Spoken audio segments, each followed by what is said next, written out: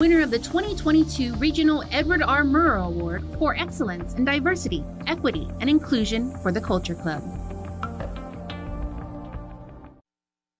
KUAM News headlines are presented by Calvo's Insurance, a legacy of trust. Serving Micronesia since 1938, Matson celebrating 25 years of commitment to Guam, Micronesia, and the CNMI. Cars Plus, Guam's leader in sustainability and electric vehicles. Learn more at carsplusguam.com. McDonald's of Guam, I'm loving it, and King's Restaurant, serving your local breakfast, lunch, and dinner favorites for over 45 years.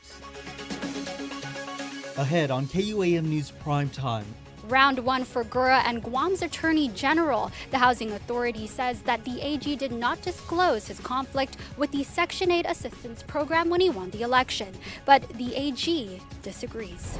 We're inside the gate of the new Camp Blaz under construction. It's here where thousands of Marines and their families will be relocated. Still, some in the community upset with the move. He's taking the job. Guam Department of Education Superintendent-elect Dr. Kenneth Swanson is making a return to the island. We speak of him ahead of his first day as the new education leader.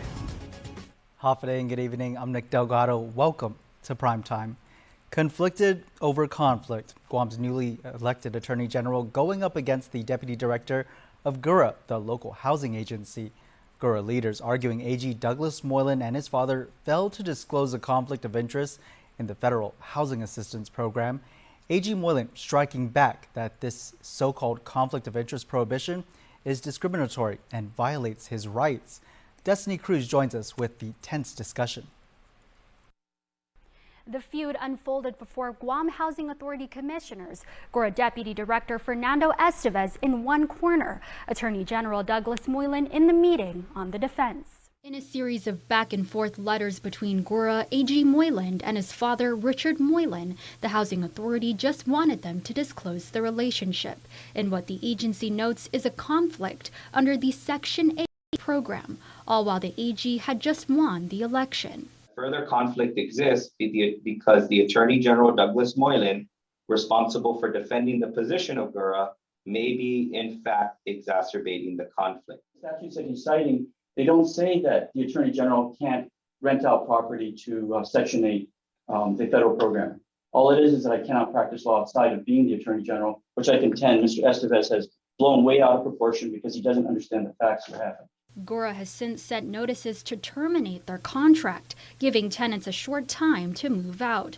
GURA contends the landlords agreed to the conflict prohibition, which aims to prevent any illegal financial gain and influence for those in the program. Though AG Moylan gave GURA notice he withdrew as legal counsel for his father, Estevez disagreed that letters were countersigned by the AG himself. The signature by Attorney General Douglas Moylan to be improper and has perceived the action as a veiled threat against the agency in the future conduct of responsibilities and functions between GURA and the Office of the Attorney General. Estevez adding the issue has left GURA without legal counsel. He's pointing the blame to the Attorney General, referring to the situation as unethical and improper. I take the dispute with all of Mr. Estevez's ethical allegations against me that I violated any law, including the Attorney General statute that says that I cannot practice law. I believe that it is defamatory to me and puts me in a position of having to defend myself illegally. AG Moylan contends GURA is violating his rights under the program, adding he was never required to disclose a conflict under his current office. Still, Estevez is sticking to his guns. We recommend that the Board of Commissioners uphold our actions conducted in good faith and reconfirm that conflict of interest procedures remain in operational function. Commissioner Frank Ishizaki and Vice Chair Monica Guzman stunned over the agency's findings. Wow, that was pretty heavy. This is a lot to absorb in one sitting. It is very deep, very heavy, and like Vice Chair says, there's a lot for us to digest. The Board of Commissioners decided to find some legal guidance before deciding what to do with the Moylan's case. AG Moylan did say his office has attorneys that can step in while he disqualifies himself from GURA matters. Ultimately, the clock is ticking for them to make a final decision, as it is the tenants, families that have to face moving out. And to be clear, AG Moylan is not a landlord under GURA. Following the meeting, AG Moylan wrote to the GURA board calling for them to investigate Deputy Director Estevez, arguing the statements made were untrue and defamatory. Moylan adding Estevez's words at that meeting violate individual citizens and their families' due process and equal protection rights. Well, now to a media tour for a place that's been a rather controversial topic for more than a decade. Our Mitsuki Hirayama goes inside the Marine Corps base Camp Blaz to see for herself what the military is up to amid growing tension over the buildup. An inside look at Marine Corps base Camp Blaz. Behind the gates is 9 years of construction that officials say will continue full steam ahead for at least 7 more years. Fully open, we're looking at 2030s, whenever we'll have all the construction completed and everyone moved over.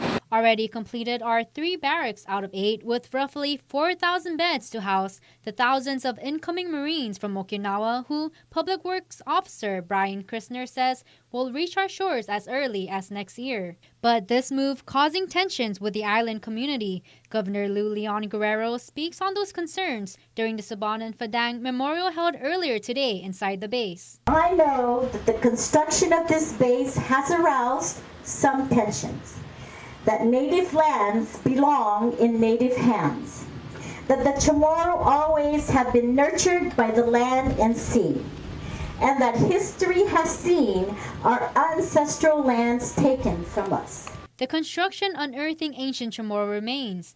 Camp Blaz Cultural Resources Manager Ronnie Rogers says the discovered burials have been preserved in place in consultation with Guam State Historic Preservation Officer Patrick Lujan. The intent is to preserve all those in place without any further disturbance. Again, they will not be taken from the ground. They will be analyzed as much as possible where they lay. We were very grateful that we were able to keep the ancient remains as is and in their final resting place, and that's what you have here today in the remembrance of those people. Another concern on the base is a live fire training range complex, but officials say they have mitigation efforts ongoing for noise pollution. The mitigation is, the thing is, you can see we are a little bit lower in certain areas, so that the surrounding foliage will capture a lot of that noise. And we did do a lot of those studies to ensure that we are mitigating it as much as possible. And just behind this pistol range is the Mariana 8-spot butterfly habitat, another mitigation effort after the original habitat was disturbed amid the buildup. Camp Blaz officials admit more research needs to be done whether the noise pollution will affect the endangered species. Mitsuki Hirayama, KUAM News. Well, a violent machete attack in Dededo leads to one man being placed under arrest. 20-year-old Gary Jack Walter charged with attempted murder and aggravated assault, along with special allegations of having a deadly weapon. Court documents state the victim was walking when Walker suddenly approached him and hit him with a machete, causing him to fall to the ground and knocking him unconscious. The victim waking up before Walker allegedly cut him with a machete multiple times. Police noting the victim had cuts on his head, hands, and legs. He was treated at the hospital. Walter allegedly admitting to police that he attacked the victim, and authorities confiscating the weapon. Police now confirm the body found in Jigo yesterday morning is that of a man. Police Chief Stephen Ignacio telling KUAM that investigators learned that much heading into day 2 of the death investigation. Now the autopsy results are expected to answer how the man died and if foul play was a factor. It was Tuesday morning conservation officers reported the discovery along Route 15 near the Raceway Park. Authorities say the man's body was partially decomposed. Police asking the community for help with the case. A man already facing drug charges in local court now has federal authorities keeping an eye on him. An unsealed indictment in District Court of Guam charges Jesse Vergerger Belen with attempted possession with intent to distribute 50 or more grams of meth. The feds intercepting a package sent from Colton, California to a post office box in Jigo last November. Authorities finding 450 grams of meth inside that package. Authorities replaced the drugs with sham and tracked it to Belen. No word when he will answer to the charges in court. Belen remains locked up in the Department of Corrections prison. A level 1 sex offender now facing drug charges in the District Court of Guam. 36-year-old Eugene Adam Casil indicted on charges of attempted possession of meth with intent to distribute and failure to update sex offender registration. The indictment was handed down just today. Documents state the drug incident occurred last August. No additional details about the case has been made public. Now, according to the Guam Sex Offender Registry, Casil was convicted of assault with intent to commit criminal sexual conduct in 2008. The victim in that case, only 12 years old. 23 years of using drugs and now sober, federal drug defendant Rebecca Morta Mendiola is sentenced to serve 37 months in a U.S. Bureau of Prison facility. During a hearing before Judge Ramona Manglotnia in District Court of Guam, Mendiola shared her remorse and apologized for her crime. Others also spoke in favor of the court showing Mendiola leniency, testifying that she has since turned her life around. She stands accused of attempting to smuggle in and sell more than 100 grams of meth. The Garcias, a father and son accused in brutally beating the wrong person they thought was stealing from them, denied the allegations against them in local court. Jeffrey Garcia and Jeremiah Garcia pleaded not guilty to assault before Magistrate Judge Benjamin Sison today. Defense attorney Curtis Vandeveld telling the court the pair are not asserting their speedy trial rights. It was last year the Garcias were caught on cell phone video allegedly beating a 17-year-old boy they had mistaken for a person who had been stealing from their property. Caught on camera allegedly abusing a 3-year-old boy known to him, 41-year-old Nathan Castro charged with 6 counts of child abuse in Superior Court. Documents state police got footage that captured Castro hitting the child in the face on 2 separate occasions, even pushing the boy's high chair over, causing him to fall down. In a separate incident, Castro allegedly held the child face down on the couch while hitting him with a slipper. Castro allegedly admitting to spanking the victim after he wet the bed, adding that he lost it and should never have done it. A second child, age 7, allegedly told officers Castro also spanked him twice with a slipper and hit the younger child with a remote. It's an effort to make the community feel safer. After nearly 5 years of construction, the Guam Forensics Lab located inside the Guam Community College is finally completed. A ribbon-cutting ceremony happening earlier today, marking this momentous occasion. The project was funded by the grant from the U.S. Department of Interior. Assistant Secretary for Insular and International Affairs Carmen Cantor was at today's event, congratulating both Guam Police and GCC on the facility. The addition of a DNA lab and toxicology facilities strengthens GCC's curriculum and places the institution at the forefront of criminology and forensic science in the region. I want to acknowledge Dr. Okara for conceiving and holding on to that vision and congratulate the entire GCC network and everyone who played a role in realizing that vision into the innovative building before us here today. I think what this building means for Guam is hope. Hope for the families of unsolved homicides, hope for victims of rape, because now we don't have to, we wait anywhere from 18 to 24 months to get results from a DNA analysis and we send it off island. But this brings hope to our island that we can now have the capacity to do the work here locally. The new forensics lab will also support GCC's Associates of Science and Criminal Justice programs for forensic computer examiners and forensic lab techs. However, officials say it will be some time before they can fully equip the facility and train the staff. We'll have more news coming up. Keep it here. You're watching KUAM. Get up-to-the-minute news, plus access to alerts, streaming radio, promotions, and more on your mobile device by downloading the KUAM News mobile app, available at the App Store now. We knew it was time to make these when we started asking things like, wouldn't it be nice to be able to get a warm cinnamon roll right now? And why can't this kind of muffin come from the same place as a McMuffin? And isn't your coffee lonely without company from a glazed apple fritter? Well, consider these our 3 resounding yeses. Meet the new bakery sweets at McDonald's. Ba-da-ba-ba-ba.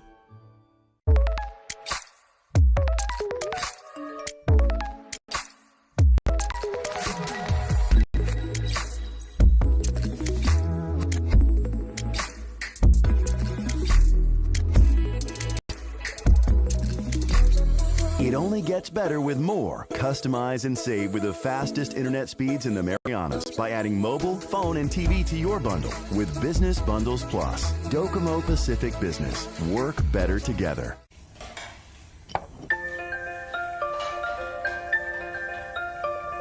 Honey, do you want some milk?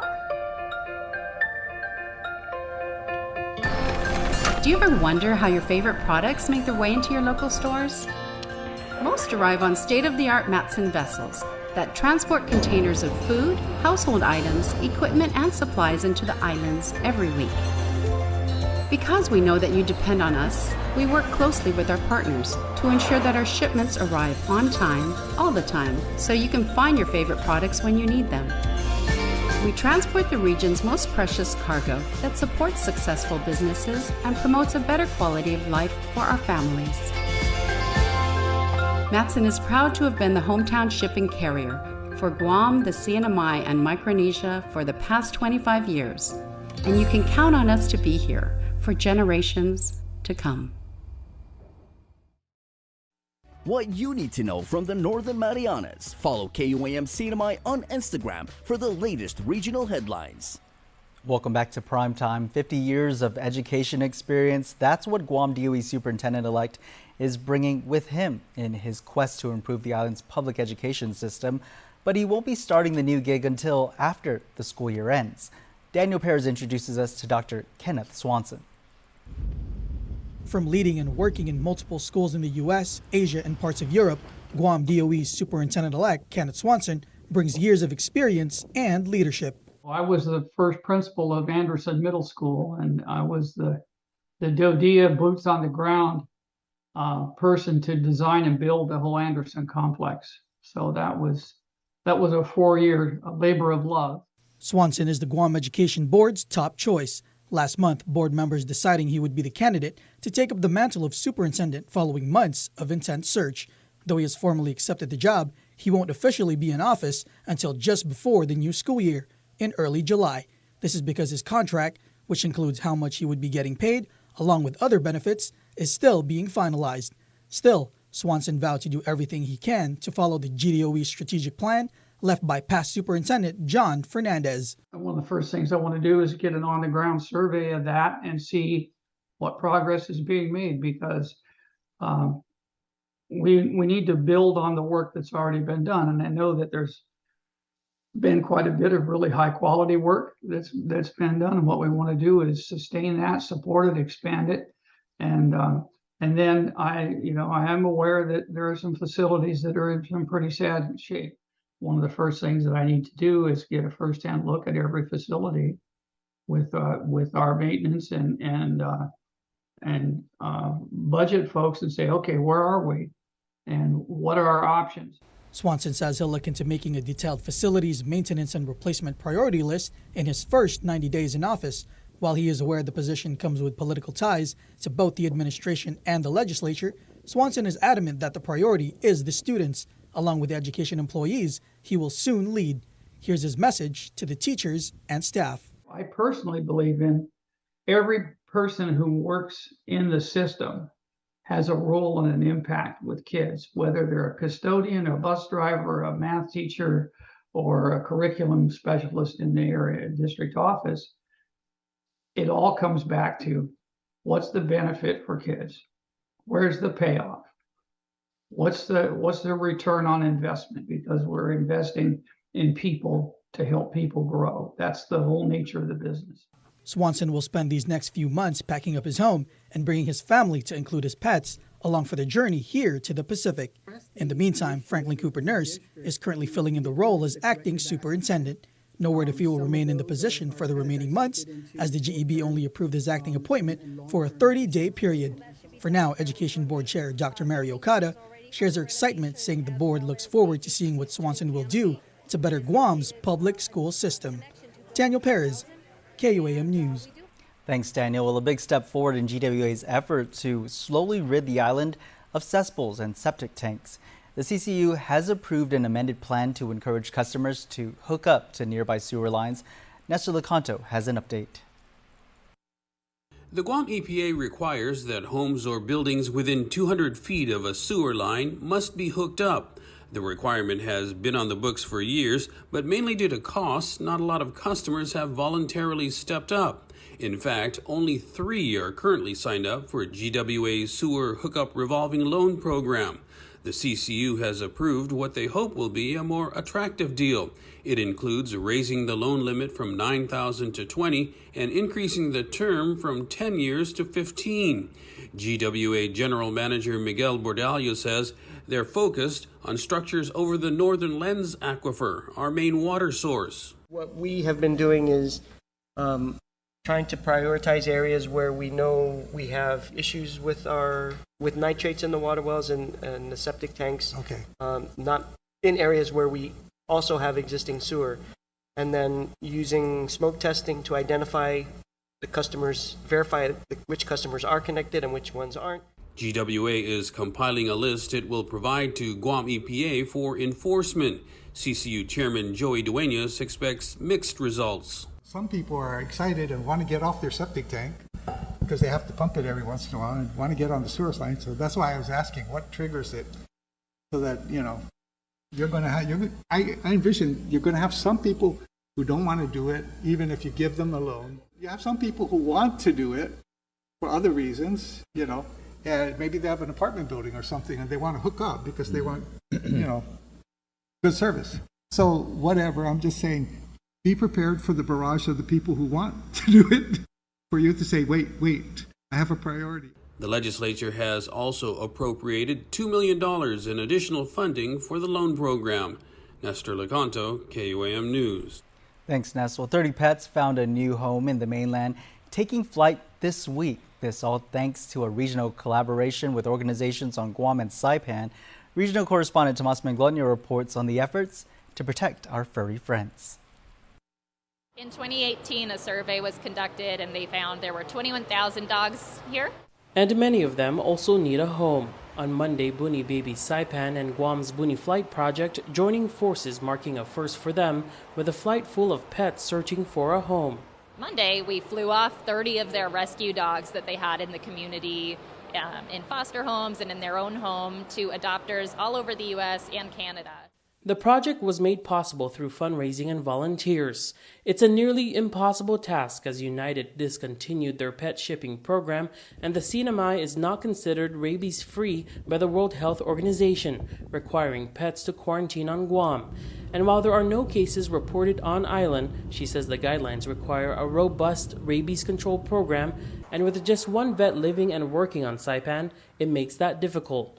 But their service continues. This week, we'll be doing surgery today until Friday, hopefully 20 surgeries a day. The spots are all fully booked and we have a waiting list. Vets from Guam Animals in Need and a volunteer vet from Costa Rica are on Saipan for a spay and neuter clinic out of the mayor's animal shelter. It's well needed here on the island in order to control the dog population. With just 10 staff at the Saipan Dog Control Program, the volunteers say there will be more visits in the future. Tomas Manglona, KUAM News, Saipan. Now for a look at your world at home. Here's sunset, a gorgeous sky over Pale Salvatore's Road in Tumon. The Guam National Weather Service predicting Thursday will be partly cloudy and a 10% chance of rain.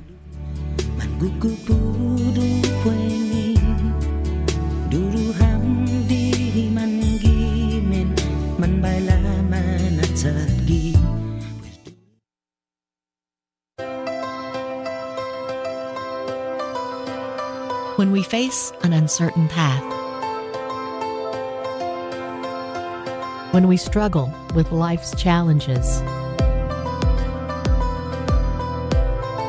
and when the unexpected happens, it's a beautiful day. We rely on the people we trust, it's a beautiful, who we can always count on. Beautiful day. And to the ones who give us the most care throughout the years.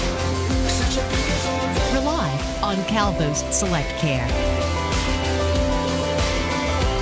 to give you the comfort and security you need wherever you are. Calvo's Select Care, healthcare that's always there for you. KUAM Sports is brought to you by Docomo Pacific. Better together.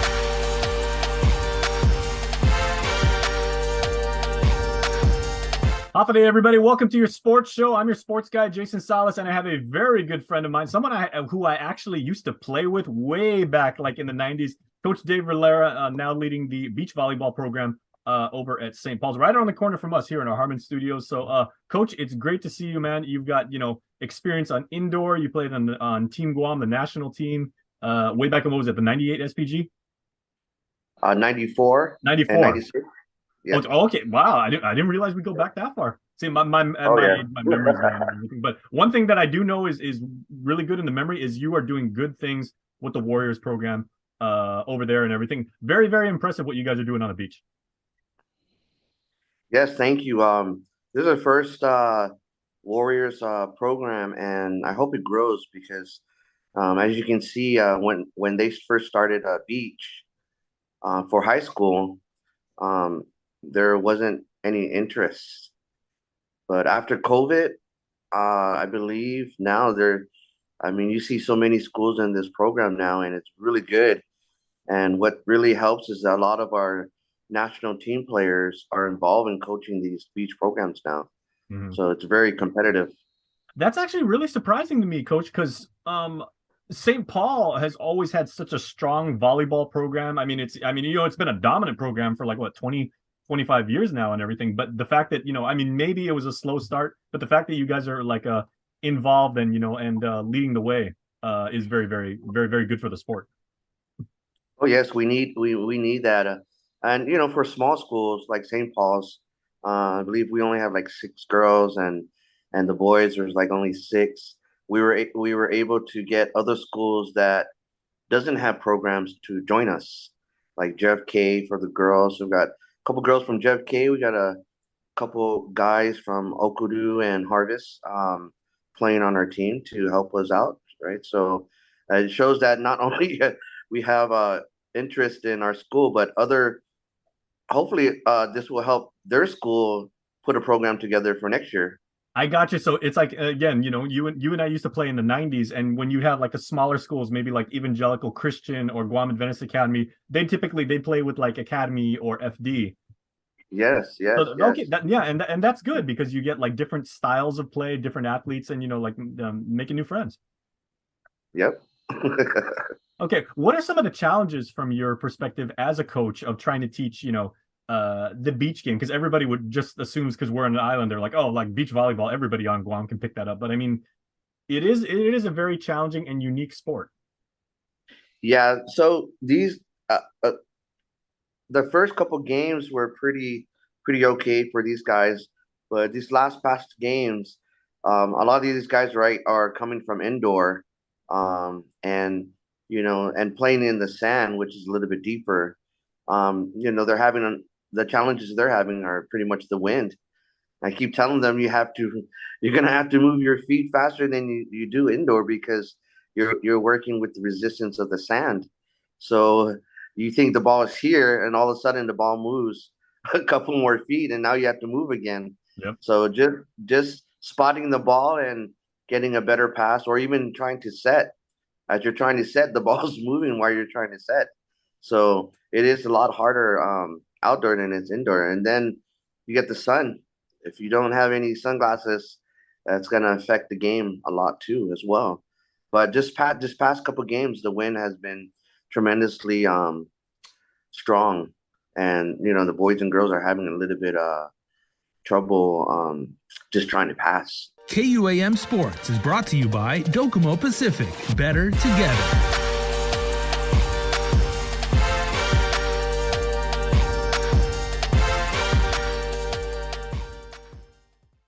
New year, new you, new adventures. How about a new Jeep to go along with it? It is the Start Something New sales event happening now at Cars Plus. Experience a new level of freedom and adventure in the new Jeep Gladiator. Or how about the all-new legendary Jeep Grand Cherokee L? The most awarded SUV ever now features a fresh interior design and 3 rows of seating. Call us at 671-477-7807 or visit our website at carsplusguam.com to get pre-approved online today.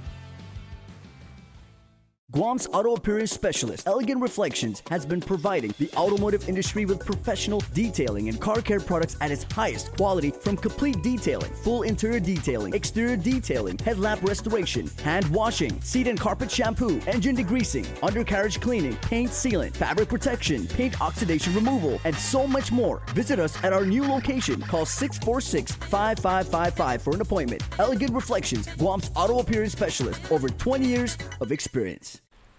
Finally tonight, your Cold Stone Creamery Birthday Club shout-out submitted on KUAM.com. Middle of the week, everybody, and it is January 25th, so happy birthday to some extremely wonderful Guamanians, led off by Lila Mendiola. Hey, Futurama, you give us 1,000 reasons to smile every day. Happy birthday, Lila. Love from your family and friends. We hope you have a wonderful day. Equally wonderful birthday shout-outs going to 16-year-old Bonita Jade de Gracia Tyron. No matter how old you are, you'll always be my baby. Hugwaidzahaw. And all the love in the world coming from mommy. Aw, happy sweet 16, Bonita Jade. And Carmelin Napati. Happy birthday to Carm. We love you, says your family. So Carmelin, we hope you have a wonderful, beautiful birthday as well. So Leela, Bonita Jade, and Carmelin, this is your day, and we celebrate you because you are our Wednesday birthday celebrants. And that's your primetime show. Thank you so much for watching. I'm Nick Delgado. Stay safe and good night.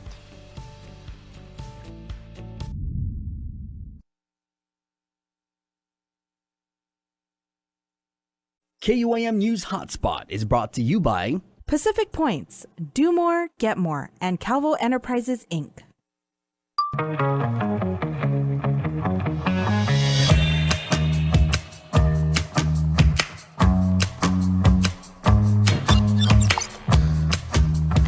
All right, everybody, we are KUAM, we are in Harmon, and we are coming to you live on YouTube, on KUAM TV8, and on Facebook, half a day to around the world. We got a information-packed show, a lot to tell you, so let's get right to it. Here we go. The menu, brought to you by King's Restaurant, always open, always local, and Ruby Tuesday Guam, home of the fresh garden bar. In just a few moments, I'm going to talk to noble gentlemen from the Guam Army National Guard's Recruiting and Retention Battalion. They will be heading up about 100 miles north to Saipan, and we'll find out what they will be doing in their service up there. In Boca Talks, our buddy Jess Rosario from the Boca Box is talking all things keto. We'll tell you how to keep your weight down and your energy up, and we're going to close out with the eye in entertainment. But first, I want to tell you about a rather disturbing crime story, as some people were found in a stolen car with drugs inside. As 34-year-old Jolene Topaznia has been arrested and charged with theft by receiving stolen goods and drug possession. 27-year-old Augusto Akfaji Jr. was charged with unauthorized use of a vehicle. That pair was pulled over on January 22nd with Topaznia driving a Nissan Sentra and unable to provide police with the documents for it. The plates for the car did not match the vehicle, leading police to discover the car was stolen last April. Topaznia allegedly told police she had a meth pipe in her purse, and within the automobile there was another pipe and baggies of the drug in a door panel. Akfaji allegedly said that the drugs belonged to Topaznia, and he bought the car from her recently for $700. Now, while the female told police she only had the car for a week, a person interviewed said she had it for more than a year. Topaznia then allegedly told police she borrowed the car from a friend, giving the name of the owner's car to them. A big story from the mainland now is the president of Ticketmaster's parent company was in the hot seat on Capitol Hill. Members of the Senate Judiciary Committee criticized the company for the botched pre-sale of Taylor Swift's concert tour. Here you go.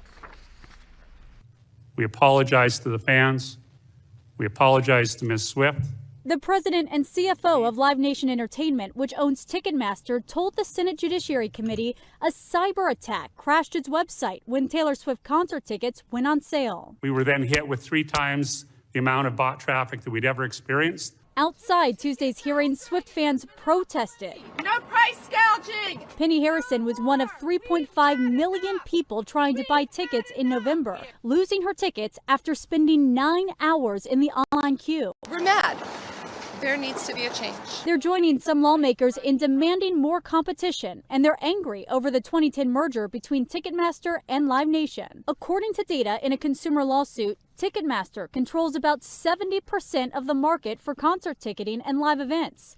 Senator Amy Klobuchar says the company also owns or controls many of the major venues and imposes fees as high as 75% of the cost of the ticket. This is all a definition of monopoly because Live Nation is so powerful that it doesn't even need to exert pressure. Live Nation's CEO argued Ticketmaster has lost market share since the merger. CBS News has learned the company is now the target of a Department of Justice antitrust investigation. Morgan Harper is leading a coalition of organizations, artists, and fans, pressuring the Justice Department to separate Live Nation from Ticketmaster. They can sue to say, hey, this merger isn't working out and maintaining competition like we thought it would, and so we're going to impose what are called structural remedies to break up the company. Ticketmaster has denied any anti-competitive practices. Nicole D'Antonio, CBS News, Washington. All right, back to regional news now. Our friends in uniform are joining me on the KUAM couch right now. I have Sergeant First Class Joey Cruz and Master Sergeant Jonathan Guzman. They are with the Guam Army National Guard's Recruiting and Retention Battalion. Now, they are going to take a rather short trip, about 100 miles north to Saipan for some good things like the Adopt a Park, GED Plus program, and much more, continuing the service and the commitment that made both of you enlist. So, gentlemen, first of all, thank you for your service to our island and our nation. And Hafide, welcome to the show. Hafide, Jason. Thanks for having us. All right, so let's start with the ranking NCO like right now. So, Master Sergeant, what is planned on the agenda, and what is the mission when you head up there this weekend?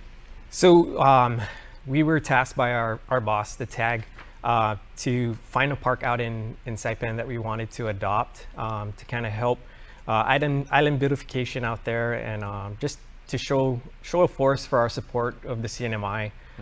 So the park that we adopted was Joaquin S. Tadella, Community Park. It has a basketball court, there's a youth center there, a tennis court.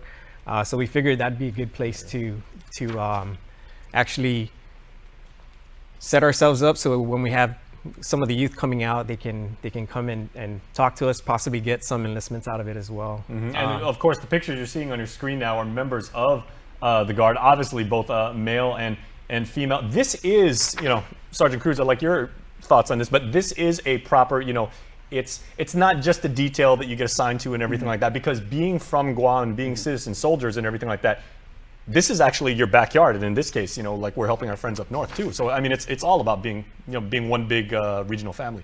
Oh yes, definitely. I mean, here on Guam, we adopted Route 16, adopted different parts of the island.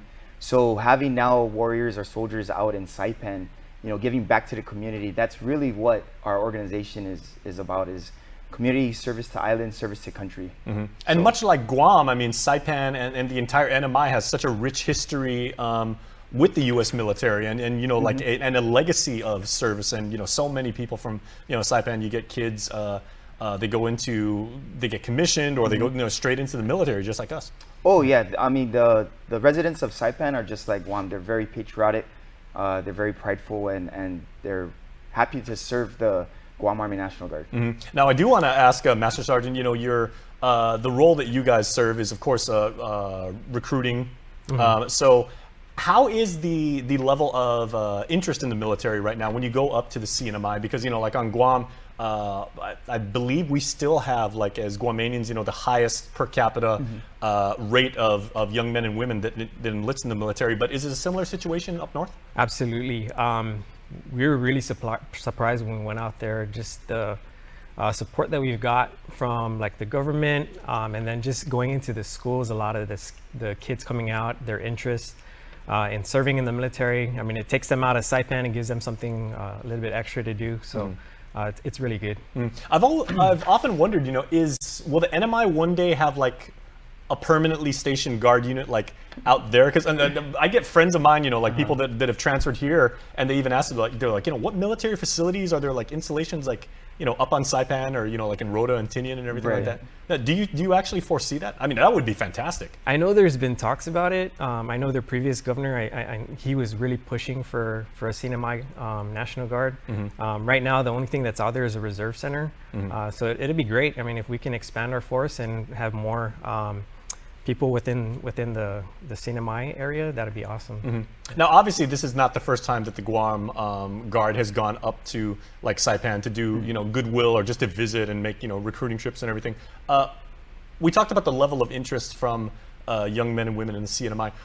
Can you describe like what the relationship has always been every time you guys go up there and and visit with our brothers and sisters in the Marianas? Oh yeah, so I mean, I will tell you that the impact that Guam National Guard has in Saipan was they were one of the main efforts when Super Typhoon U2 hit the island, and they had one of the main efforts in basically clearing all the debris. So the relationship that the citizens and residents of Saipan have with our Guam National Guard soldiers and airmen really built a proud interest in wanting to join the Army National Guard. That's all they ever talk about is their experience when we came. We assisted them in clearing up their island, and they're super excited knowing that they can be a part of that same organization that helped them recover. Yeah, even though it's only about a 30-minute flight, right, from Guam International Airport. So if you start over there in Tidin and you wind up at Saipan International Airport, what, half-hour flight, right? If you are doing drill, right, if you're a guardsman or guardswoman, and you happen to live in the NMI, how do you do your drill? Do you always come down here? So that is the plan. So right now there's a total of 18 Saipan soldiers that we have that are serving in the Guam Army National Guard. The ones that haven't gone to basic training in AIT yet, there's 4 of them. Those 4 come out to Guam every drill weekend. They do their drill and then they fly back home. So it's a great way. They get a free trip. We house them, clothe them, feed them, and then they get to go back home. And 3 square meals a day. Yep, and they're also making their living. A side income from what they're doing out in Saipan. So they have that extra income to help them. Let's talk about career opportunities now, because every time we're so honored to have the Guard here, we talk about the fact that we need to have this constant flow of young men and women that I mean, it's not just a job, right? You have to have the calling, to put on a uniform and to pick up a weapon and say, if someone's threatening us, I want to be the first person up, and I've got this, right? Yep. What is the message you try and give to young Guamanians and young people in the NMI about what that means and having that responsibility? Well, the first thing that we like to do is we like to give them that purpose and direction. A lot of times these young kids, they don't even know what they want in life yet. So us providing that purpose and direction for them and letting them know that they can have a career outside while still serve their island, their country, part-time. It also gives them that opportunity for them, if they want, to maybe get hired federally, or even now have that opportunity to apply for any full-time federal jobs that the Army National Guard may have for them. Now, would you agree, John? Because I'm sure, when I was growing up, they always said, for any branch of service, the Navy, Marines, whatever, they say, oh, travel the world, see, not everybody wants to like go all over the globe, and other people would say I'd still like to serve, but I want to stay where I'm from. Right, and that's one of our slogans is live here, serve here. So yeah. Not only are we in the community as service members, but we're also a part of the community, doing the citizen soldier thing where we're doctors on Monday to Friday, and then on drill weekends we're soldiers. So it plays together really well. Okay, so in addition to Adopt a Park, right, you guys tell me about this whole GED Plus program and everything. That sounds fascinating. So it's do you want to get it? No, good, man. Who's got rank? Who can talk first? So sometimes you got the rank. There you go. So it's something that it's kind of like a pilot program that we came up with many years ago. The Guard had a program similar to it, so we decided to go off of that and just try to revive it, because we noticed that there's a lot of folks out in the community that don't have a high school diploma. So to give them that opportunity to get that and then possibly serve in the National Guard as well. So we partnered with GCC. They've been really great in offering the class and stuff. The first cohort just finished, I want to say at the beginning of this year. And the students from that, I think we had around 14. They should start taking their GED testings, and then once they get their certificates, we'll start the process to get them enlisted. Excellent. So much like serving in the U.S. military, once you prove to yourself that you've attained your education, that opens up an infinite number of doors for you going forward. Absolutely. Yeah. Okay. final question, right? What does it mean for both of you to be able to put on that uniform or to wear these like, Under Armour shirts like right now and just say like, I'm from Guam, I'm serving Guam and everything like that. I want to share my experience about what this means. Well, so for me, the last 22 years, it's been nothing but exciting, It's given me so much opportunity. Before I joined the military, I just worked at the hotel industry. Not a lot to do there, but... A noble pursuit? Yeah. It is, it is. But, I knew there was something more. And now that I can retire, knowing that I've had all this experience, and walk away, knowing that the Guam Army National Guard gave me all this experience, that now I can go and sell myself out to the community, And just knowing that I was able to provide a service here on Guam for the last 22 years, it's exciting. And when people hear like, you stayed on Guam that long, you didn't want to go anywhere else, I'm like, no, I will do it again if I can, Very cool. Yeah. Well, we appreciate that, and thank you for your service. That's the fun part. Yeah. Santa Rita Pete saying that's the fun part. Santa Rita Pete also, of course, retired guardsman himself. So, Master Sergeant, how about you? For me, it was more of family legacy. So my dad retired from the Guard as a first sergeant. First Sergeant Gene Guzman, right? Correct, yes. Yeah. And I followed in his footsteps. Believe it or not, it wasn't anything that I wanted to do as far as career choices, but he got me to talk to a recruiter, and I'm here now, and I am so grateful for everything that the National Guard has done for me and my family. And it's funny because now I sell the Guard to our community, and it's so easy, and I'm so passionate about it because of everything that I've experienced from it. And I always say I'm so passionate about my product, and I believe in it so much that I'm selling it to my family. So what I mean by that is my brother also retired. He's a retired sergeant first class. My sister came in, she did a first term of 6 years, and then I enlisted her, and then I enlisted my 2 sons. So I have 2 sons serving in the National Guard alongside Well done. me. Yeah. So I aspire. And you outranked them all too. Yeah. And I'm hoping that they follow in my footsteps, and they can continue this legacy that my dad started. So excellent. So really awesome. The commitment is obvious, and the passion is there. So we thank the both of you and your families, because of course, like, it's the wives and kids behind you guys that let you do your jobs too. So we thank all of you for your service. And you know what, Saipan, these gentlemen and their brothers and sisters in arms are coming for you this weekend. They're going to do good things. So make sure, hey, have some apigigi for them. Have the Herman's Bakery. Bring some ice keki back if you guys can. Got you. Got you. All right, thank you, gentlemen. Yeah, thank you. All right, please stay tuned. There is more show coming up after this. Hey, you want to order some Taco Bell?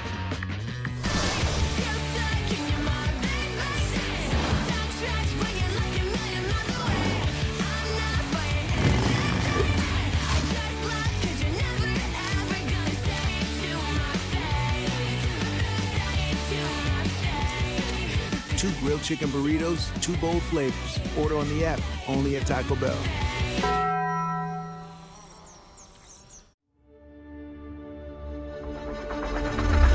What's the move?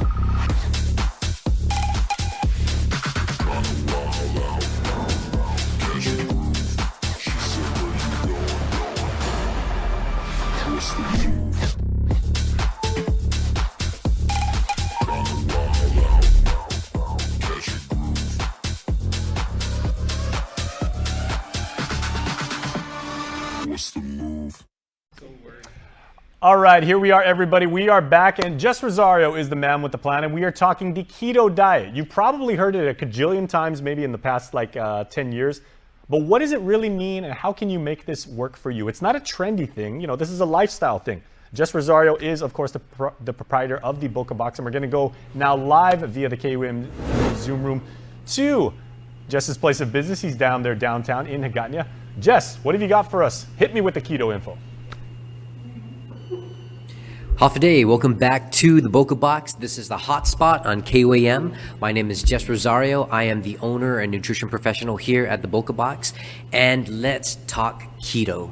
It is January, and a lot of people are on their New Year's resolutions. And because of that, everyone's trying to lose weight and start dieting. And for us here, our keto meal plans are blowing up. But as people are starting to eat keto, I wanted to talk about keto because I want people to kind of understand what it is. Is it good for you? How do you do it? Some of the pitfalls with doing it.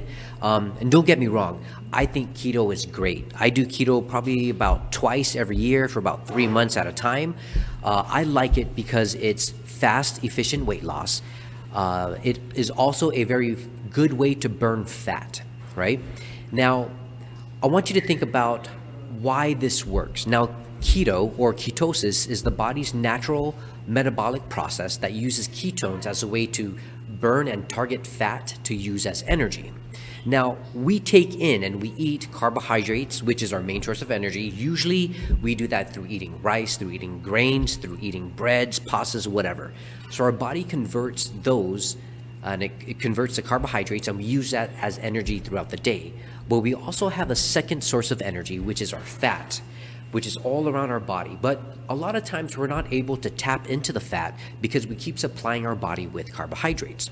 Now, again, ketosis is a natural metabolic process. You have to naturally get your body to do that. You cannot take supplements or exogenous ketones and expect your body to automatically go into ketosis and lose weight. That's not how it works. Think of it this way. Your body is like your house. The main source of energy is GPA, and you have a backup source of energy, which is your generator, and that's going to be our fat. So GPA is carbohydrates, and our backup generator is fat. Now, when we start to cut off GPA or our carbohydrates, then we'll start to tap into the fat that we have in our body. That's kind of the secret of how ketosis works. We have to cut down, not eliminate carbohydrates. We need to restrict the amount of carbohydrates that's coming into our body so that we kind of trick our body to use the fat as energy. Now, once we do that, right, there's a whole discussion on how much carbs do I need to eat. And the thing I think people get too consumed with is, I have to eat under 20 grams of carbs. But 20 grams of carbs is not it's not the go-to number, right? Within your diet, if you're eating a 2,000 calorie diet or a 2,500 calorie diet or whatever it is, the amount of carbohydrates that you should be using and eating is about 5%. That means 75% of that should be more fat-based. Now, I don't like the fact that people get stuck in keto and think, carbs are bad, because they're not. Your body needs carbohydrates, but we need it in a very little amount. Primarily, our calories should be coming from fat, right? And that's through using good oils like this, coconut oil, avocado oil, MCT oils, nuts and seeds. And there are also things called like fat bombs, which we make at the Boca Box, which is more fat-heavy desserts like cheesecakes or donuts, right? That's going to give our body a supply of fats that we can use as energy for our body. Now, the mistake a lot of people tend to do is they'll look at this and be like, I'm going to eat fat and it's going to be good for me, and they'll eat a lot of fat. But keep in mind, no matter what diet that you're on, it always goes back to the amount of calories that you're eating. Your body needs to be in a caloric deficit. So it doesn't matter if you're keto, paleo, low calorie or whatever. If you're over consuming calories, doesn't matter if it comes from fat or carbohydrates, if you're over consuming calories, you're not going to lose weight, right? And if you're on keto and you're not losing the weight that you think you should be losing, it could be, again, you're probably eating way too much fat. Within the macronutrient world, fats contribute to at least 1 gram of fat contributes to 9 calories. So it's very easy, and that's probably the highest calorie count for macronutrients, but it's very easy for us to overconsume calories if we're eating a lot of fat. So just keep that in mind. Now, keto works. Keto is a good dietary technique that we can use as a way for us to drop some weight and to drop fat. But you have to be smart about that, right? If you have any questions, come talk to us at the Boca Box. Sign up for one of our meal plans, and we can talk to you about how it's going to work for you and try to get you to a state where your body kind of understands the process that you're going on. One of the things that people are very apprehensive about when they start going keto is the dreaded keto flu. Now that happens when you make that switch too soon. So if you are going keto, just be aware of that you need to slowly get into ketosis. Don't go balls to the wall right then and there. Come talk to us, come talk to me, sign up for one of our keto plans here at the Boca Box, and we'll get you on the right path to losing weight, burning fat, and being healthy.